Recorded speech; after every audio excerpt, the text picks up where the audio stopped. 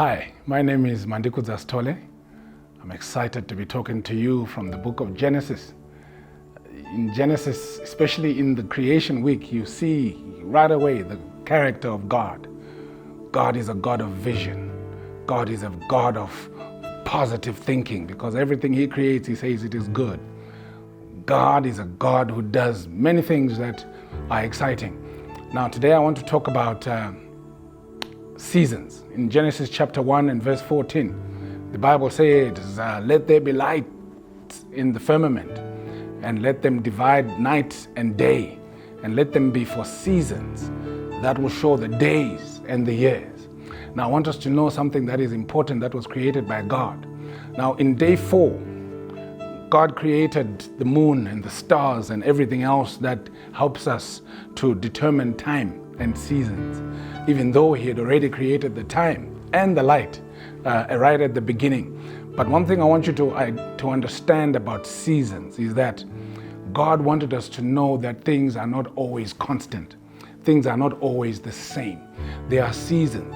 If you look at where we come from, there's summer, there's autumn, there's winter, there's spring. Not everything is always lush.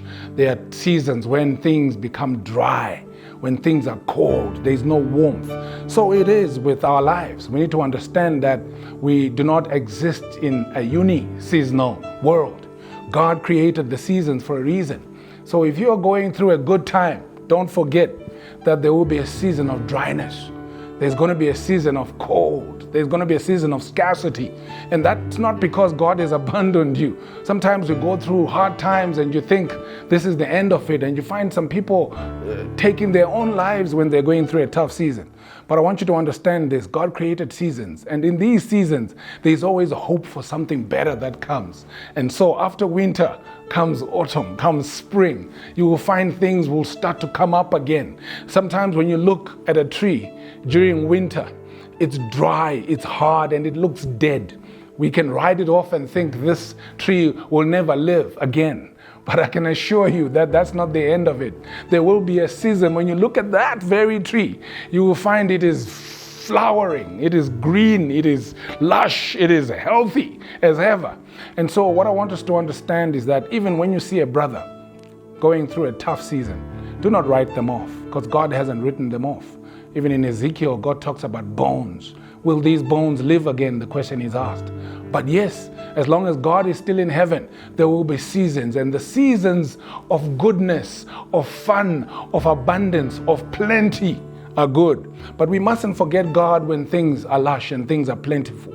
Because like He says in Proverbs chapter 6, He says, look at the ant, you sluggard.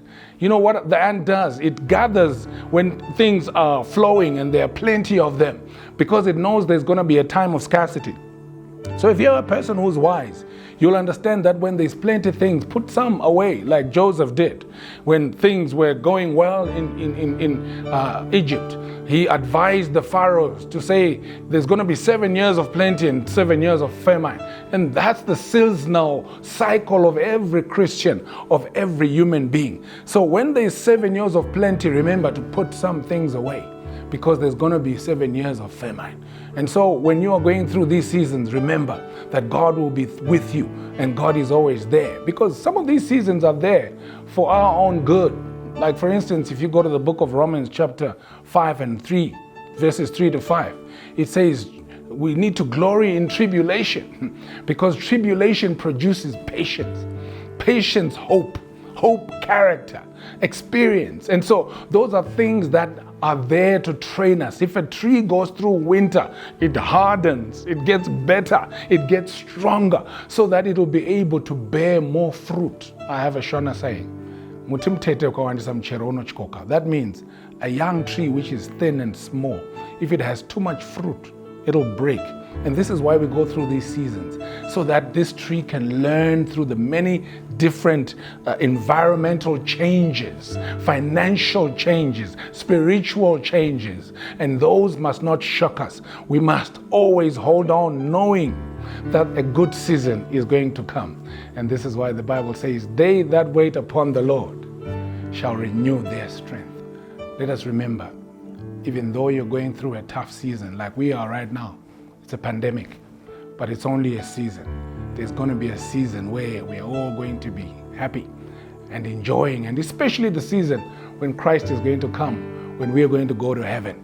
And there will be another season when we'll then come back and build our homes. So accept the fact that there are seasons of plenty and seasons of scarcity. We need to learn how to manage them. God bless you.